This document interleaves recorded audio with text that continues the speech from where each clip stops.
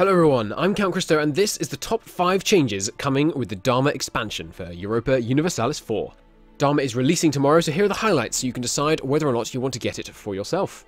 This expansion focuses on India and obviously has loads of great changes there, but there's also some sweeping changes for the rest of the world, so let's count them down. At number 5, we have the changes to trade centres. No longer static province modifiers, centres of trade are now dynamic and can be upgraded for an investment of cash, but are downgraded each time the province is conquered. Needless to say, the higher level centres grant the greater trade power and other bonuses to their owner. One nice strategy with these high level coastal trade centres is places where you intend to develop an institution. You get one of these trade centres and the reduced dev cost can be useful. This is especially useful of course in places like India, where you don't get many of the institutions unless you put some real effort into it.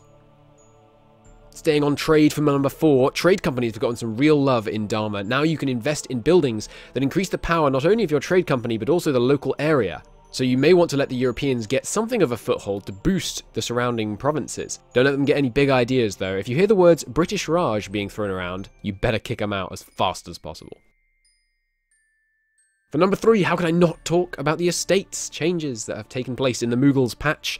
Estates are now a free feature available for everyone who owns the base game. They're also no longer going to pester you about desiring a certain amount of your land, but you may want to give them land anyway, since they can still provide some very useful bonuses if they're influential enough. The estate's disaster also now only triggers at 100% estate influence and not 80 as it used to. It was tricky to choose between the first and second spot, but for me number 2 has to go to the new government system. Increased flexibility, interactivity, and depth. There is nothing not to love here. You can now build up reform progress based on how autonomous your nation is. Lower autonomy in your provinces, higher reform progress. Good news for tall nation lovers. Once you have enough points, you can advance your government to a new level with a reform, which will give a certain bonus, or you can change what bonus you get from your current level of reform. Certain areas have their own special options, and each government type has their own reform tree. More excitingly for me, you can also use this reform system to switch government much more freely than ever before. You will lose some reforms when you do it, but once you get to a certain level, you can switch over to a different government type. Before we get to number 1, some honourable mentions of things that can't fit into the list. In no particular order, there is now a truce map mode, huzzah!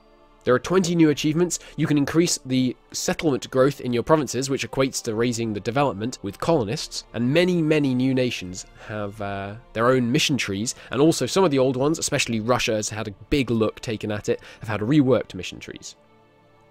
At number 1, the single best change, in my not so humble opinion, is the wonderful changes to how policies work. This beautiful new interface now allows you to choose 9, yes 9, whole policies. And the best part, the first one in each category is completely Monarch point free. The policy list has been revamped and the cost eliminated, so there is now no reason not to dive into the new policy system. With loads to choose from, you can now craft your nation to your whims.